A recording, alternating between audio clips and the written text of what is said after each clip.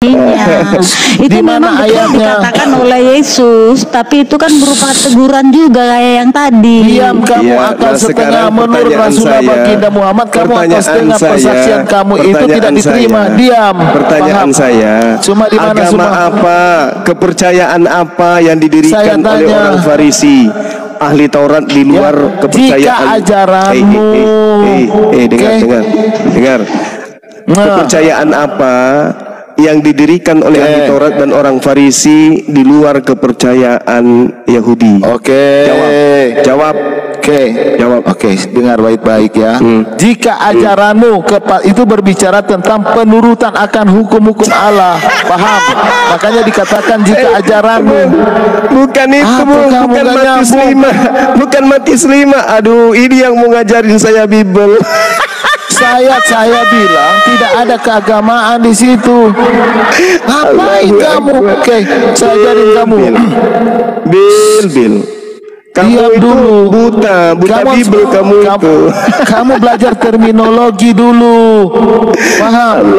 Saya ajarin kalian itu terminologi, etimologi. Kalian nggak mau dengar. Sedunia harusnya yang berdiskusi dengan saya yang berilmu, bukan yang kayak lawan-lawan.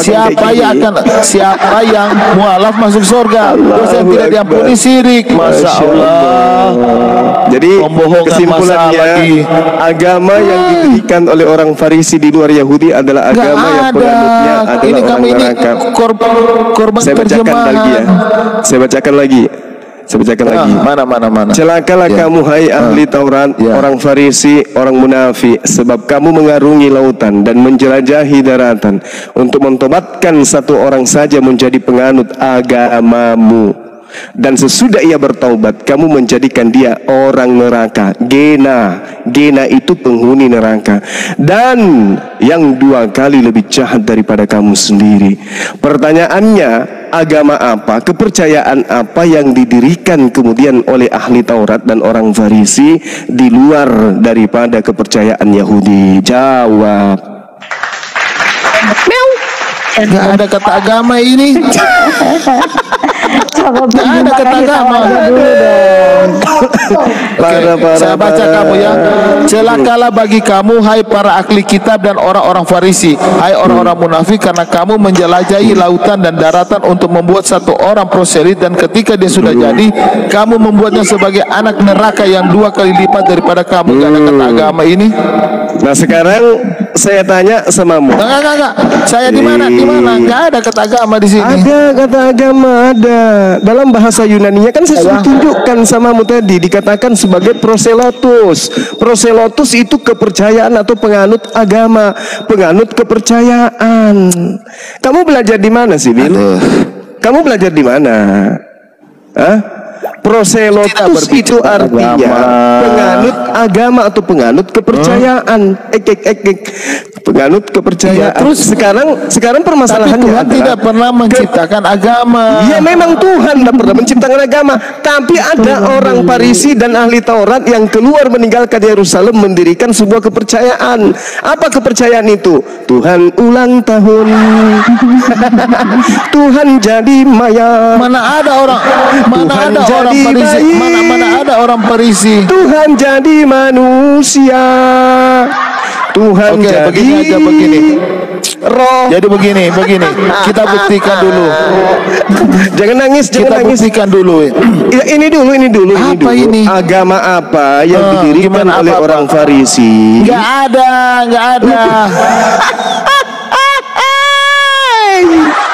Nangis ente. Jadi begini dengar. Apanya yang begini? Nangis. Apanya yang kasih saya bicara enggak? Iya, saya kasih kamu bicara. Kamu kasih saya bicara atau enggak? Saya dengarkan.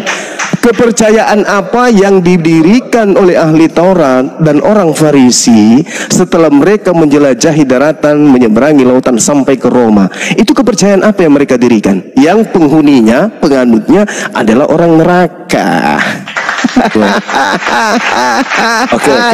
Oke. Kamu saya jelaskan ya.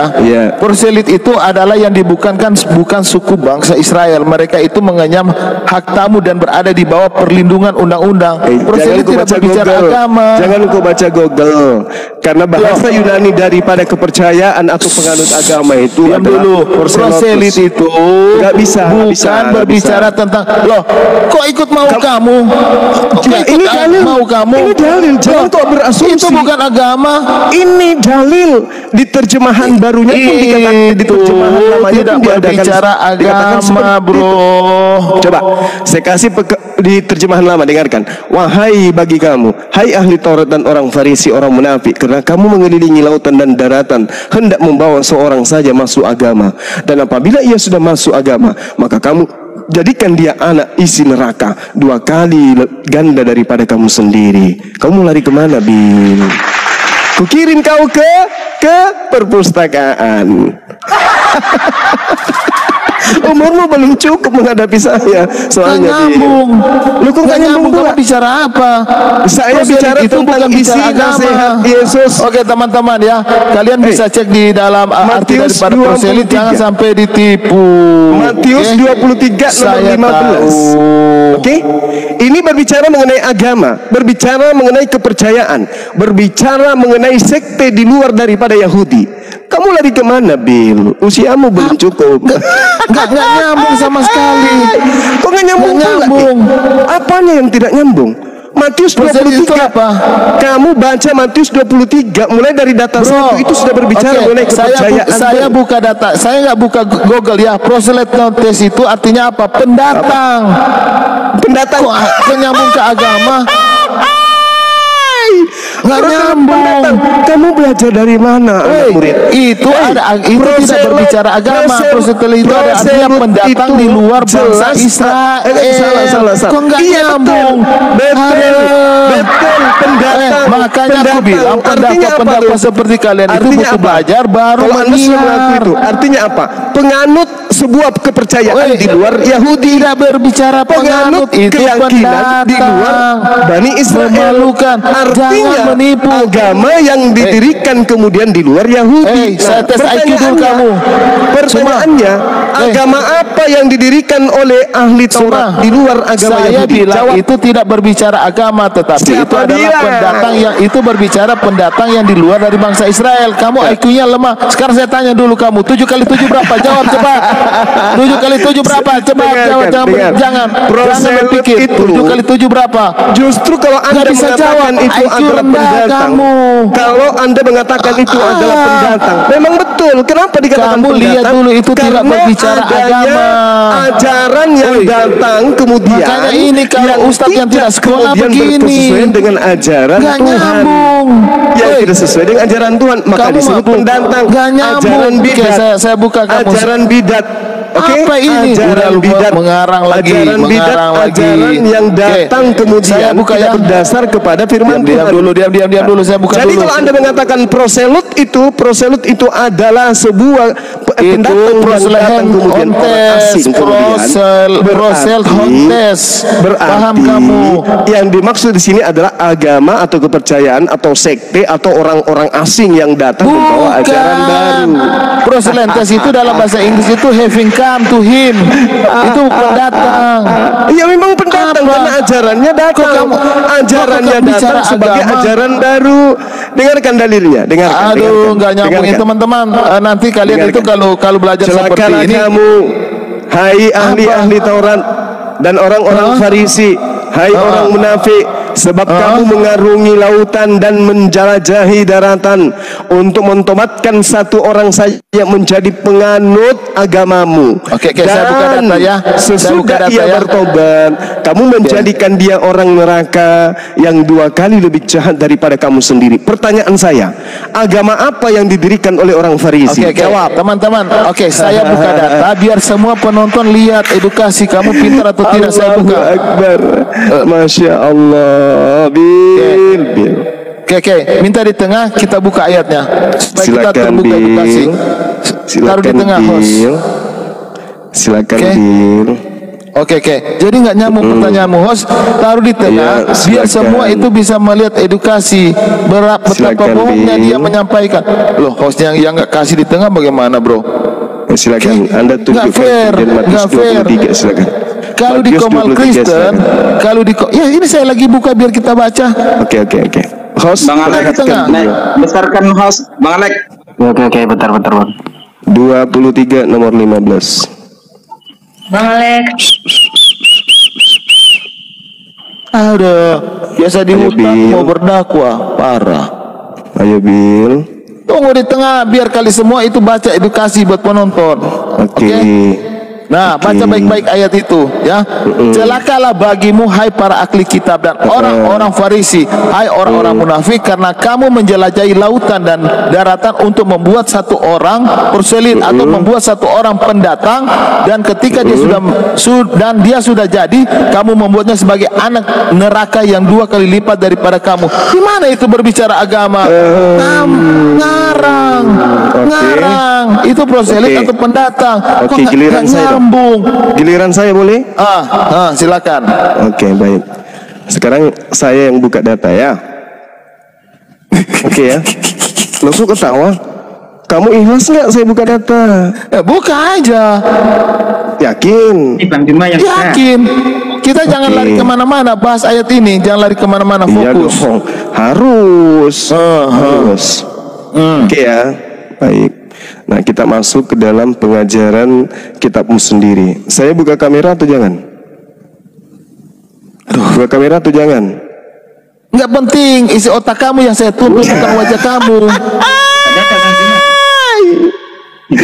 Kok nggak penting pula? Sia-sia kali saya ini datang di sini, bro. Capek sekali saya ini. Bukan. Kaidah ilmu kamu itu nggak sampai. Jadi susah itu. Apa ini? Tolong dibesarkan itu pengertian dari bahasa Yunani ya. Ya. Oke ya. Pengen agama baru. Tunggu, ini memperhambat saya kalau diskusi itu harus buka-buka kamera loh. Itu masih orang awam yang buka-buka kamera itu. Yang suruh buka kamera kamu siapa?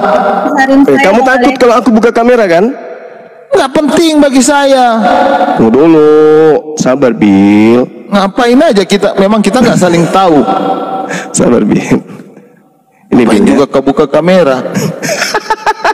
Kamu takut Bil? Ini terjemahan baru ini. Ini sabda punya ini. Ini Alkitab sabda ini. Alkitab sabda kan? Nah, percaya nggak ini Alkitab sabda? Percaya kan? Percaya nggak? I don't know. Saya nggak pakai sabda masalahnya, bro. Ini Alkitab sabda. Celakalah kemudian ya. Nih. Iya. Oke, teman-teman, makanya jangan pakai Alkitab begitu, pakai gunakan ILT yang mendekati dengan terjemahan asli ya, saudara-saudara Kristen, biar nggak dibodoh-bodohi kalian. Bang Juma, maaf Bang Juma. Bang Alex. Di Google ya, proselit Bang artinya Alex. pemeluk agama baru. Pemeluk Bang agama Alex. baru. Itu aja, tepuk tangan dulu dong. Nah, kita lihat nih dia. Bang Alex. Kita lihat. Aduh, sedihnya aku merasakan. Bang Alex. Ini Bill. Ini Bill. Dengar kesini Bill. Bentar Bang Hasan. Atau panggil pendetamu deh. Biar di hari mu'alaf ini kita seru-seruan ini. Menjadi penganut agamamu. Agama kita tekan ya. Gimana tuh kamera buka-bukaan ini? Ini apa, Bill? Oke, 4339. Orang-orang yang masuk agama, orang-orang yang masuk agama ini. Nih, orang-orang yang masuk agama Yahudi. Oke? Artinya orang asing ini. Nih, penganut agamamu nih. Nih. Penganut agamamu, penganut agama.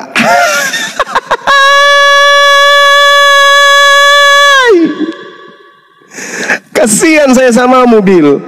Sedih saya, sedih. Sudah. Jadi dikatakan di situ, celakalah engkau kemudian menyeberangi lautan, menjelajahi daratan untuk mentobatkan orang masuk ke agamamu. Setelah ia bertobat, kau jadikan dia menjadi masuk ke agamamu? orang neraka. Mana di situ? Setelah dia bertobat, kamu menjadikan dia orang neraka. Neraka dalam bahasa Yunani adalah gena neraka. Jadi agama yang didirikan oleh orang Yahudi, kepercayaan atau sekte yang didirikan oleh Yahudi di luar Yahudi adalah penghuninya orang-orang neraka. Subhanallah. Oke, saya dibuka. Lihat, taruh saya di tengah, saya buka data. Makanya semakin banyak mu'alaf, karena mereka nggak mau masuk neraka. Kemarin bertanya sama saya, sudah pindah di belakang saya, tapi saya nggak mau expose. Nanti kamu serang lagi mereka. Nggak mau saya di expose. Kenapa kemudian semakin banyak mu'alaf? Karena mereka ternyata mencari data kebenarannya. Orang-orang yang masuk ke agama orang yang didirikan oleh Yahudi, maka dia menjadi orang neraka. Saya buka data dulu, oke? Saya buka data dulu. Saya buka data dulu. Takut. Itu kan berbohong kena azab kan, mulai batu kamu. Oke, saya di tengah. Biasa aja, Bil. Loh, jangan bohongi saya. Saya anak Allah. Bahaya kamu, bro. Ya sudah. Oh, udah nggak lama kau kena stroke kau ini. Anak Allah. Allah ibumbung. Oh, menghujat kau sama saya. Nanti kau minta ampun. Anak Allah tapi ternyata masuk neraka. Kan nanti kau minta ampun. Tolong Bil, doakan saya, Bil. Ya, kamu menjadikan dia orang neraka. Kok anak Allah jadi orang neraka? Nanti kau keluar gosong baru mau kau. Akui dulu bahwa agama yang didirikan oleh orang Yahudi, ahli Taurat, orang Farisi adalah agama Kristen. Betul? Maka mana ada. Kristen bukan agama, bro. Iya, oke. Kepercayaan. Nah, sekarang percayakah Anda bahwa Kristen itu berasal dari orang Farisi? Percaya tidak? Tunggu dulu, kita buka dulu ayat ini. Kita buka dulu ini ayat ini. Jangan dulu loncat, fokus ayat ini. Ngeri. Nggak ada. Ngeri. Buka dulu yang mengajarkan pertama kali menyembah Yesus, menuhankan Yesus itu siapa? Agama Kristen. Percaya enggak kalau agama Kristen itu didirikan oleh orang Yahudi? Percaya enggak? Loh, memang murid-murid Tuhan Yesus orang Yahudi. Loh, ketika dia dulu selamat. Ketika Tuhan Yesus naik dalam Lukas 24, diam dulu. Ketika Tuhan Yesus naik dalam Lukas 24 ayat 52, murid-muridnya menjadi penyembah. Dalam bahasa Yunani prosenentes. Jadi artinya menjadi penyembah. Itu paham kamu? Penyembah Tuhan Yesus. Nah, sekarang mana perintah? Oke, berarti kamu pengikut orang-orang yang menyembah Yesus, betul? Betul? Jawab. Berarti kamu adalah pengikut orang-orang yang menyembah Yesus, betul? Itu jadi kesaksian. Kan Tuhan Yesus bilang, sembahlah kepada Tuhan Allahmu. Paham? Itu perintah Tuhan Yesus, bukan pengajaran orang-orang Yahudi. Betul tidak bahwa kamu adalah pengikut orang-orang yang menyembah Yesus? Betul tidak? Gak nyambung kamu. Balikin dulu ini dulu. Balikin dulu, saya mau buka data. Kok tidak nyambung? Tadi Anda mengaku bahwa Yesus di Matius 24 murid-murid pertama kali menyembah Yesus, berarti kamu pengikut murid kan? Nah, sedangkan Yesus mengatakan dalam Yohanes 10 nomor 27, aku mengenal pengikutku mengenal aku, mereka mendengarkan aku dan mengikuti aku. Berarti Yesus harus diikuti. Nah, Yesus menyembah Yesus kagak? Jawab. Apa ini pertanyaanmu apa, bro? Nggak nyambung. Orasi sendiri, bicara sendiri, orasi sendiri, ketawa sendiri. Aku mengenal muridku mengenal aku. Mereka mendengarkan aku dan mengikuti aku. Yohanes 10 nomor 27. Pertanyaan saya, Yesus menyembah siapa? Kutanya samamu. Masa Allah menyembah Allah? Jadi Yesus menyembah siapa? Loh, Yesus menyembah kepada siapa? Tidak ada Tuhan yang lain selain Dia. Ya, nggak nyambung lagi kamu, bro. Jadi Yesus itu tidak menyembah. Nah, sekarang begini, bro. Dalam Ibrani 9:87 mengatakan bahwa Allah meminta ampun. Allah meminta ampun kepada siapa? Kok jadi kayak gini kamu? Saya tanya dulu. Memang dari dulu Allah meminta ampun kepada siapa? Sekarang gini. Orasi ngomong sendiri, ciptakan orasi sendiri. Kalau kamu mengatakan, kalau kamu mengaku Yesus nggak ada dia menyembah di situ, bro. Nah, Yesus mengatakan di dalam Yohanes 4, oke? Yohanes 4 dia mengaku Habis itu kamu jelaskan ya Allah meminta ampun kepada siapa? Tuh kita apple to apple dulu. Yohanes 4 nomor 22 Yesus berkata, kita fair-fairan di sini.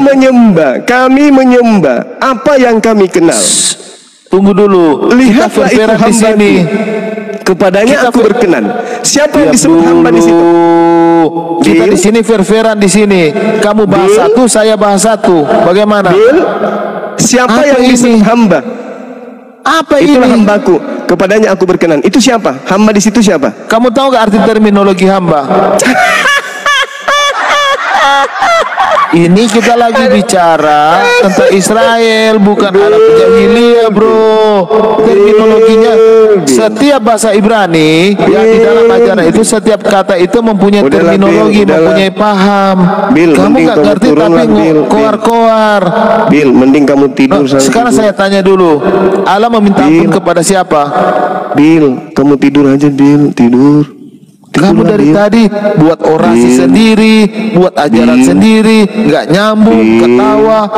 Tapi SDM yang dibawa ini bangga dengan kamu, orasinya buat sendiri, ketawa sendiri, iya dong, bicara sendiri. Bil, mending kau tidur, Bil, tidur. Ilmu nggak ada, kamu malah mempermalukan orang-orang Kristen. Narasimu rendah, pemahamanmu nihil, penguasaan Bibelmu nol.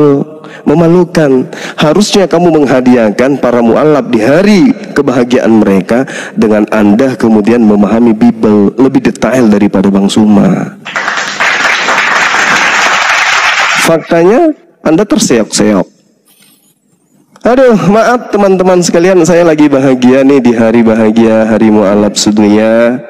Ya, dengan hadirnya si Billy, ya, kita mengacaukan pemikirannya bahwa berdasarkan Matius 23 nomor 15, agama atau kepercayaan atau sekte yang didirikan oleh orang Farisi di luar agama Yahudi atau kepercayaan Yahudi itu adalah agama Kristen. Ada dalilnya? Ada. Di mana? Kisah Para Rasul 24 nomor 5. Inilah Paulus, tokoh dari agama Nasrani atau Nasaret atau Nasarion. Artinya apa tuh? Kristen. Siapa yang pertama kali pengikutnya disebut Kristen di Antioquia? Yesus tidak pernah ke Antioquia. Siapa yang di Antioquia yang pertama kali disebut Kristen? Pengikut Paulus. Maka sangat jelas Matius 23 nomor 15 digenapi oleh agama Kristen. Kalau masih ada teman-teman Kristen yang ingin bantah saya, silakan naik, atau yang ada di sini tapi dengan data ilmu, jangan kayak Billy nanti mencet. Silakan.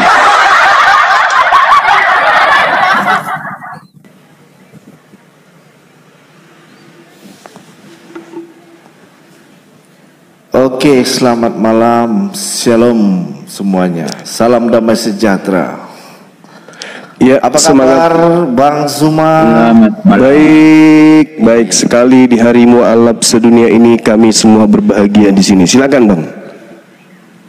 Iya, ini Bang, boleh saya mau bertanya? Oh, mau bertanya, silakan. Oke. Bang Zuma. Yuk, ada narasi yang mengatakan seperti ini Bang Zuma ya. Bang Zuma pernah dengar kan? Apa tuh? Tai sapi bisa menghapus dosa. Yes, Keluaran 29 nomor 14. Oke, mantap. Sekarang jadi pertanyaan saya. Iya. Di mana Allah SWT di dalam Al-Quran bisa menghapus dosa? Jangan-jangan tai sapi yang bisa menghapus dosa daripada yang lain itu. Coba silakan. Oke. Baik. Al-Quranul Karim menjelaskan dengan sangat jelas ya. Dalam surah At-Taqabun misalnya data nomor 9, Allah Subhanahu wa ta'ala menjelaskan bahwasanya kelak di hari terhimpunnya seluruh umat manusia, Allah menggariskan dengan sangat jelas, yauma yajma'ukum liyaumil jam'i dzalika yaumut taghabun wa may yu'min billah wa ya'mal salihan yukaffir anhu sayyi'ati wa yudkhilhu jannatin tajri min tahtihal anhar khalidina fiha abada dzalikal fawzul azim. Ingatlah pada hari ketika Allah mengumpulkan kamu pada hari terhimpunnya seluruh umat manusia. Itulah hari pengungkapan dosa-dosa. Dan barang siapa beriman kepada Allah dan mengerjakan kebajikan, niscaya Allah akan menghapus kesalahan-kesalahannya dan memasukkannya ke dalam surga. Mereka kekal di dalamnya selama-lamanya. Itulah kemenangan yang agung. Innama amruhu ita arada syai'an ayyakuna lahu kun fayakun. Hapus dosa, maka terhapus semuanya. Tidak perlu kemudian ada menggunakan tai sapi atau menggunakan batu bara dan seterusnya. Itu kaidah dalam Islam. Di mana dalilnya Bang Zuma di dalam Al-Quran? Boleh tunjukkan kepada saya? Ini tadi dalilnya saya bacakan. Coba tunjukin ayat Allah bisa menghapus dosa. Coba di mana dalilnya? Oke, baik. Mungkin gitu. Tunjukin supaya teredukasi juga yang dibawa. Saya malas Bang kalau on cam itu, malas saya. On cam data Bang, data. Enggak usah, baca aja kalau ada Al-Quran situ. Allah Subhanahu wa taala menerangkan dalam surah Ali Imran ayat 31. Bismillah. Qul in kuntum tuhibbunallaha fattabi'uni yuhibbukumullah wa yaghfir lakum dzunubakum wallahu ghafurur rahim. Katakanlah kepada mereka, wahai Nabi Muhammad, jika kamu mencintai Allah, ikutilah aku. Niscaya Allah mencintaimu dan mengampuni dosa-dosamu. Allah Maha Pengampun, Maha Penyayang. Wallahu ghafurur rahim. Di mana maksud saya Pak Bom itu kan salah. Al-Qur'anul Karim surah Ali Imran ayat 31. Bang Zuma, yang kita tahu kan kalau batu ya atau ini bisa menghapus dosa. Tetapi yang saya minta, di mana dalilnya tertulis bahwa Allah SWT di dalam Al-Quran menghapus dosa, bisa ini menghapus dalil. dosa. Iya, mana dalilnya yang bisa menghapus dosa? Yuhibbukumullah wa yaghfir lakum dzunubakum wallahu ghafurur rahim. Dan mengampuni dosa-dosamu. Iya, Allah Maha Pengampun, saya tahu, ini dia Maha ayatnya. Penyayang. Bahkan kalau saudara membaca Al-Quranul Karim surah Al-Jumu'ah ayat 2, Allah Subhanahu wa taala menerangkan kepada kami umat Islam bahwa Rasulullah Muhammad sallallahu alaihi wasallam itu mensucikan umatnya. Huwallazi ba'atsa fil ummiyina rasulan minhum yatlu alaihim ayatihi. Menghapus dosa. Jadi mengampuni sama menghapus dosa itu sama atau tidak? Kalau mengampuni menghapus dosa itu sama. Di mana samanya? Loh, kalau mengampuni berarti menghapuskan dosa, memaafkan berarti menghapuskan dosa. Ampuni, hapus itu beda, Bang Zuma. Bedanya di mana? Kalau mengampuni saya juga bisa mengampuni. Oke, kalau menghapus? Tetapi saya tidak bisa menghapusi dosa-dosa Bang Zuma. Oke, sekarang kalau misalnya Tuhan mengampuni dosa manusia, dosanya bisa masih mengampuni. ada atau tidak? Mengampuni itu bisa, tapi kalau menghapus tidak ada. Iya. Kalau menghapuskan beda kemudian menghapus dengan mengampuni loh Pak Zuma ya. Kalau mengampuni, misalnya orang diampuni dosanya, apakah dosanya masih ada? Kan kalau belum dihapus. Nah, contoh gini, aku kasih contoh nih. Aku kasih contoh ya. Ya. Kita kan setiap manusia itu ada namanya pelanggaran ya. Pelanggaran setiap manusia. Kalau menurut Bang Zuma kan kalau orang yang berdosa diampuni boleh, tetapi dengan cara dibakar, benar nggak? Disucikan. Oh enggak, kalau sudah diampuni nggak dibakar lagi. Iya, jadi ampun dengan hapus itu berbeda. Kalau mengampuni bisa aja, semua orang bisa mengampuni. Nggak beda tuh. Kalau Tuhan, tapi kalau ini hapus, kan, dengar, ini dosa. Anda bertanya, dosa itu di mana sudah Allah dihapus berarti hilang. Hapus, tidak ada lagi. Kalau mengampuni? Mengampuni bisa mengampuni aja. Tapi belum tentu dosa itu hilang. hapus. Tidak hilang kalau diampuni? Iya. Allahu Akbar, Masya Allah. Ini namanya gepeng. Kesalahan boleh, tetapi untuk menghapus dosanya tidak bisa. Makanya itu yang saya minta. Gimana ceritanya tuh?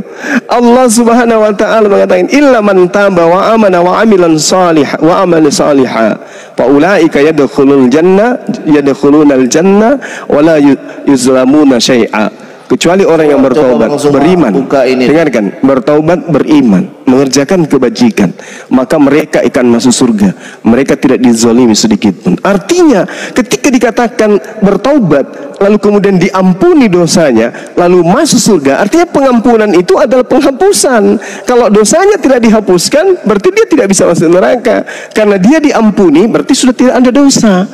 Diampuni dosanya oleh Allah. Orang-orang yang bertaubat diampuni dosanya, berarti nggak ada lagi dosanya karena diampuni. Diampuni artinya dihapuskan, dihilangkan, disucikan dia. Seperti itu, Bang. Berbeda, Bang. Coba Bang buka dulu. Apa definisi ampun, apa definisi hapus gitu loh. Allah yang mengampuni dengan manusia mengampuni memang berbeda. Ini Anda bertanya tentang Allah kan? Iya kan? Iya, makanya kan saya minta di mana kalau Allah itu bisa menghapus dosa, kalau mengampuni juga bisa, saya juga bisa gitu loh, Bang. Loh, ya Allah ya Karim, coba Bang Anda mengampuni dosa manusia. Dengarkan saya, Bang. Dengarkan. Sama menghapus. Dengar.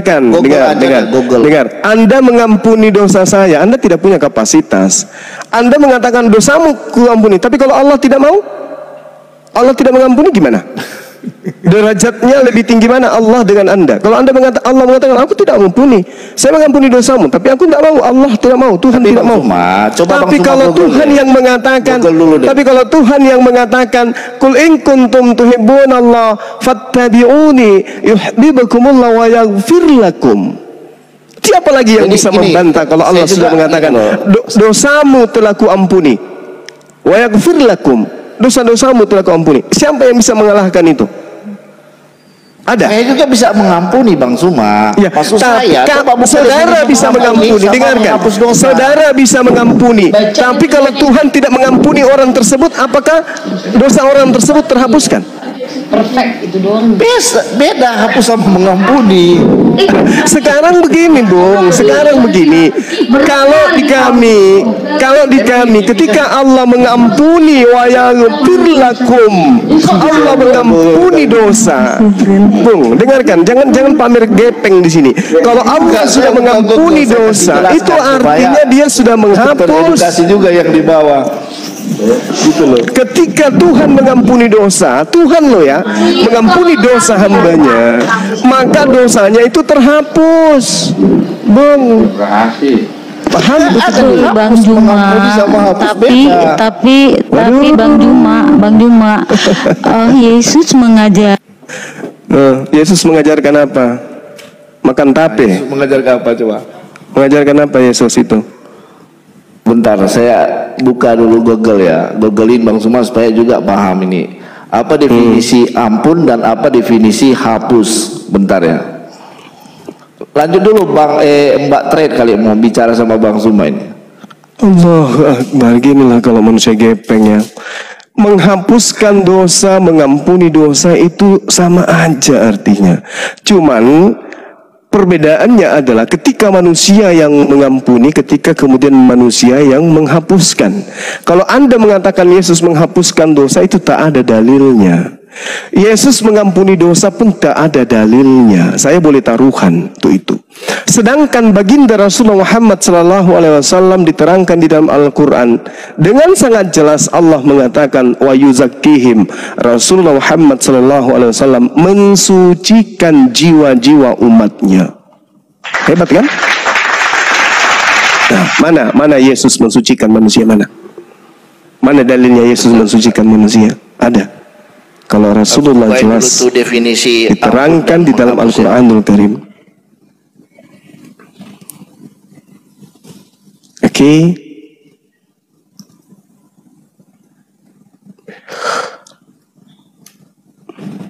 Ada dalil gak Yesus mengampuni dosa?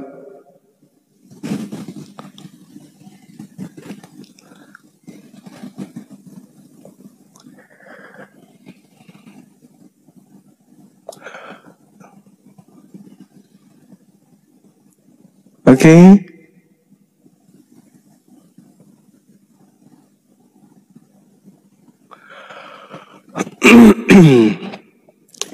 tadi lawan kita kemana?